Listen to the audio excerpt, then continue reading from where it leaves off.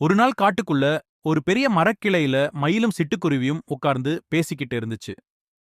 மயில் தன்னோட அழகையும் வண்ணங்களையும் காட்டி பெருமையா பேசிச்சு.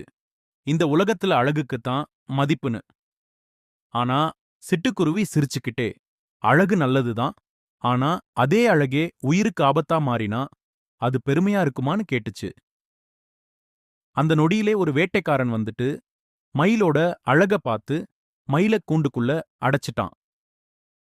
சிட்டுக்குருவி மட்டும் தப்பிச்சு வானத்துக்குள்ள பறந்துச்சு.